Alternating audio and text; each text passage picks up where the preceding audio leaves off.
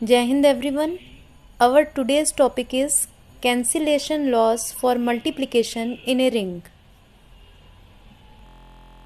मान लीजिए हमारे पास एक रिंग है R with to ring operations plus and dot, जिन्हें हम एडिशन एंड मल्टीप्लिकेशन के नाम से भी जानते हैं। ये हमारे पास एक रिंग है। तो हम सभी जानते हैं कि ये जो रिंग सेट R है वो प्लस ऑपरेशन के संग एक एबिलियन ग्रुप फॉर्म करता है। अगर ये रिंग है तो R जो है वो प्लस ऑपरेशन के एक साथ एक एबिलियन ग्रुप फॉर्म करेगा, ये हम सभी जानते हैं। ठीक, और हम सभी जानते हैं कि किसी एबिलियन ग्रुप में cancellation laws, left cancellation and right cancellation laws hold करते हैं हमेशा। यानी अगर a plus B equal a plus C दिया हुआ है तो हम लिख सकते हैं b इक्वल सी, एंड अगर a plus C equal b plus C दिया हुआ है तो इसको हम लिख सकते हैं a इक्वल सी। ठीक, a इक्वल b। ठीक, तो कोई भी रिंग अगर हमारे पास है तो वो क्योंकि प्लस ऑपरेशन के संग एबिलियन ग्रुप बनाता है, और हम सभी जानते हैं कि एक एबिलियन ग्रुप के अंदर left and right cancellation laws hold करते हैं।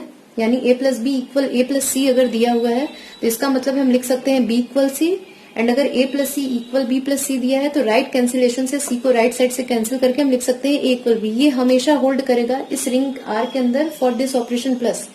लेकिन अगर हम मल्टीप्लीकेशन ऑपरेशन की बात करें इस जगह पर, मल्टीप्लीकेशन ऑपरेशन डॉट, तो जरूरी नहीं है कि इस रिंग के अंदर left and right cancellation laws for multiplication हमेशा होल्ड करे।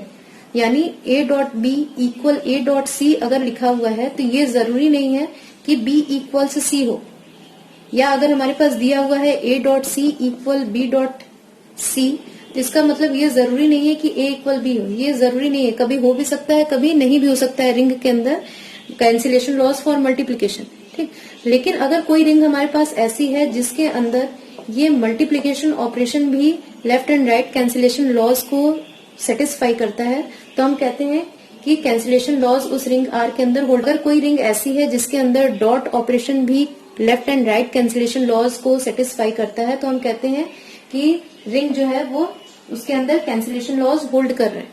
ठीक, तो क्या है हमारा, अगर हमने लिया कोई एक नॉन जीरो एलिमेंट A, तीन एलिमेंट्स एक्चुअली हम ले रहे हैं A B C R के अंदर, जहां पर A हमारा नॉट इक्वल टू जीरो है, और अगर a dot B equal a dot C अगर इम्प्लाई करता है हमारा b इक्वल सी तो हम कहते हैं कि लेफ्ट कैंसिलेशन लॉ जो है वो इस रिंग के अंदर होल्ड कर रहा है, लेफ्ट कैंसिलेशन लॉ।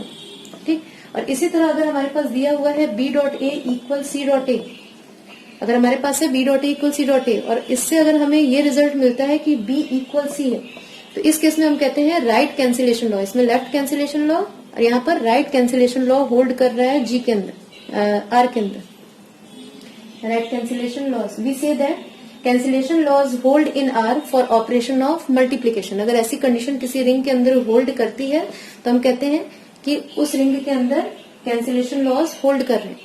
अब एक क्वेश्चन आ सकता है कि डॉट ऑपरेशन के लिए जो मैंने कहा कि कभी कैंसिलेशन लॉ होल्ड कर सकता है कभी नहीं, तो कब नहीं करेगा उसका एक एग्जाम्पल देख लेते हैं। जैसे मान लीजिए हम लोगों ने लिया ring of integers modulo set of all residue classes modulo positive integer 10, जहां पर ऑपरेशन है addition modulo 10 and multiplication modulo 10। तो ये हम जानते हैं कि ये एक रिंग फॉर्म करेगा। ठीक, इन दो ऑपरेशन के संग ये सेट जो है set of residue classes modulo 10 ये एक रिंग फॉर्म करेगा। ये रिंग जो है इसके अंदर जो कैंसिलेशन लॉज है मल्टीप्लीकेशन के लिए वो होल्ड नहीं करेगा। इस रिंग के एलिमेंट्स कैसे होंगे हमारे, Z10 के एलिमेंट होंगे 0 बार 1 बार 2 बार 3 बार अप टू इस तरह करके हमारे एलिमेंट जो होंगे इसके वो 9 बार तक एलिमेंट होंगे। अब चलिए देखते हैं हम 2 बार एंड 3 बार, ये दोनों हमारे कहाँ के एलिमेंट है, Z10 के एलिमेंट है।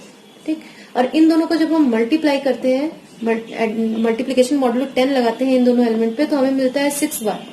ठीक, अब इसी तरह दो एलिमेंट्स और हम लेते हैं इस सेट के 2 बार एंड 8 बार। ठीक, इन दोनों को हमने मल्टीप्लाई किया, ये भी दोनों Z10 के एलिमेंट है, इन दोनों को हमने मल्टीप्लाई किया विथ मल्टीप्लीकेशन मॉडुलो 10। तो पहले क्या करते हैं हम, ऐसे ही नॉर्मली जैसे इंटीजर्स को मल्टीप्लाई किया जाता है वैसे इनको मल्टीप्लाई करेंगे तो आया 16 बार, और फिर ये जो हमारा इंटीजर आता है उसको इस नंबर से डिवाइड करते हैं और रिमाइंडर लिखते हैं। तो 10 से 16 को डिवाइड किया तो रिमाइंडर बचा 6 बार। यानी हम देख रहे हैं 2 बार मल्टीप्लाइड विथ 3 बार की वैल्यू भी 6 बार है, एंड 2 बार मल्टीप्लाइड विथ 8 बार की वैल्यू भी हमारी 6 बार के बराबर है। ओके, ये दोनों ही वैल्यूज हमारी 6 बार के बराबर है, यानी हम चाहे तो लिख सकते हैं 2 बार मल्टीप्लाइड विथ 3 बार इक्वल्स 2 बार मल्टीप्लाइड विथ 8 बार। ठीक, दोनों को हम इक्वल लिख सकते हैं, लेकिन आप ध्यान दीजिए यहाँ पर अगर हम लेफ्ट कैंसिलेशन लॉज लगाते हैं, यानी 2 बार को अगर हम कैंसिल करते हैं तो 3 बार इक्वल 8 बार हो जाएगा हमारा, जो कि नॉट ट्रू। ठीक, जो कि सच में असलियत में 3 बार और 8 बार हमारी इक्वल नहीं है, दोनों डिफरेंट एलिमेंट्स हैं Z10 के। ठीक, तो 2 बार मल्टीप्लाई 3 बार भले ही इक्वल है 2 बार मल्टीप्लाइड विथ 8 बार के, लेकिन इस रिंग में लेफ्ट कैंसिलेशन लॉ होल्ड नहीं कर रहा, क्योंकि अगर हम 2 बार को कैंसिल करते हैं तो हमें रिजल्ट में मिलता है 3 बार इक्वल 8 बार, जो कि सही नहीं है, दोनों डिफरेंट एलिमेंट है। ठीक, तो ये जो हमारा रिंग था Z10 addition and multiplication modulo 10 के साथ, ये जो है इसमें कैंसिलेशन लॉज होल्ड नहीं करते। हमारा आज का थ्योरम है A ring R is without zero divisors if and only if the cancellation laws of multiplication hold in R. चलिए पहले थ्योरम को एक बार समझ लेते हैं। अकॉर्डिंग टू थ्योरम, अगर हमारे पास कोई एक रिंग R है जो विदाउट जीरो डिवाइजर्स है, रिंग कैसी है? R विदाउट जीरो डिवाइजर्स, तो ऐसी रिंग जो है उसके अंदर कैंसिलेशन लॉ फॉर मल्टीप्लीकेशन हमेशा होल्ड करेगा। Cancellation laws for multiplication hold in R both left and right cancellation, जिसके बारे में भी हमने पढ़ा था। तो कोई अगर ऐसी रिंग है जो विदाउट जीरो डिवाइजर है, तो उस रिंग के अंदर कंफर्म है कि कैंसिलेशन लॉज जो है मल्टीप्लीकेशन के वो होल्ड करेंगे। और इसका कन्वर्स पार्ट भी ट्रू है, यानी अगर कोई रिंग ऐसी है जिसमें left and right cancellation laws for multiplication hold करते हैं, तो वो रिंग कंफर्म है। वो रिंग कैसी होगी? वो रिंग होगी without zero divisor. Without zero divisor का मतलब कि अगर कोई दो एलिमेंट है उस रिंग के जो ऐसे हैं कि उनका प्रोडक्ट जीरो है, तो इन दोनों एलिमेंट्स में से किसी एक को जीरो होना ही पड़ेगा। ठीक, तो इन दोनों पार्ट को हम लोग एक के बाद एक प्रूफ करके दिखाएंगे। सबसे पहले आते हैं कि मान लिया हमने कि रिंग जो है हमारी वो विदाउट जीरो डिवाइजर है। ठीक, विदाउट जीरो डिवाइजर है, यानी अगर दो एलिमेंट्स रिंग के हैं जिनका प्रोडक्ट जीरो है, तो उनमें से एक को जीरो होना ही पड़ेगा। ठीक, अब आते हैं, हमें दिखाना है कि इस रिंग के अंदर कैंसिलेशन लॉ होल्ड करेगा। यानी अगर हम तीन एलिमेंट्स कोई लेते हैं ए बी सी आर के अंदर, ए मान लिया हमारा एक नॉन जीरो एलिमेंट है, such that A dot B equal A dot C, ये हमारे पास है। तो कैंसिलेशन लॉ होल्ड करने के लिए हमें दिखाना होगा कि A dot B equal A dot C अगर है, तो ए को हम लेफ्ट से कैंसिल करके लिख सकते हैं बी इक्वल्स सी। तो हमें प्रूफ करके दिखाना है कि अगर ये कंडीशन होल्ड कर रही है तो बी इक्वल सी होगा फॉर लेफ्ट कैंसिलेशन। ठीक, तो ये हमारे पास दिया हुआ है। इसके बाद हम लिख सकते हैं A dot B minus A dot C equal zero. इसी चीज को हम कुछ इस तरह से लिख सकते हैं A dot B minus C equal zero, क्योंकि हम जानते हैं कि आर एक रिंग है और उसके एलिमेंट जो है वो मल्टीप्लीकेशन जो है वो डिस्ट्रीब्यूट हो जाता है ओवर एडिशन। ठीक, तो इस चीज को हम चाहे तो इस तरह से लिख सकते हैं A dot B plus minus C. ठीक, तो क्योंकि एडिशन के ऊपर मल्टीप्लीकेशन लेफ्ट एंड राइट से डिस्ट्रीब्यूट होता है आर के रिंग होने की वजह से, तो इस स्टेप के बाद ये स्टेप हम आसानी से लिख सकते हैं। ओके, अब हम देखते हैं कि ए जो है हमारा ये भी एक रिंग का एलिमेंट है और बी माइनस सी भी हमारा एक रिंग का एलिमेंट होगा, क्योंकि बी एंड सी दोनों ही आर के अंदर थे। तो ए एंड बी माइनस सी दोनों रिंग के ही एलिमेंट हैं, लेकिन इनका प्रोडक्ट जो है वो जीरो आ रहा है। ठीक, और ये रिंग हमारी कैसी थी? रिंग विदाउट जीरो डिवाइजर थी, यानी अगर आर के कोई दो एलिमेंट्स हैं उनका प्रोडक्ट जीरो है, तो उनमें से किसी एक को जीरो होना पड़ेगा। या तो ए को जीरो होना पड़ेगा इस एलिमेंट को, या तो रिंग के इस एलिमेंट को जीरो होना पड़ेगा, तभी प्रोडक्ट जीरो होगा। ठीक, तो ए को तो हम जीरो ले नहीं सकते क्योंकि वो हमने कंडीशन के according not equal to zero लिया हुआ था। तो पॉसिबिलिटी केवल बचती है कि B minus C equal zero, और ये इम्प्लाई करता है बी इक्वल्स सी। ठीक, यानी अगर A dot B equal A dot C है तो हमें मिल गया बी इक्वल सी। अगर हमारी रिंग कैसी थी? रिंग विदाउट जीरो डिवाइजर थी। ठीक, तो यानी लेफ्ट कैंसिलेशन लॉ होल्ड कर गया। इसी तरह राइट कैंसिलेशन लॉ के लिए हम लोग लेते हैं कि ए अगर नॉन जीरो एलिमेंट है और बी एंड सी आर के अंदर है, उस केस में मान लिया हमारे पास है B dot A equal C dot A. ठीक, ऐसा है हमारे पास।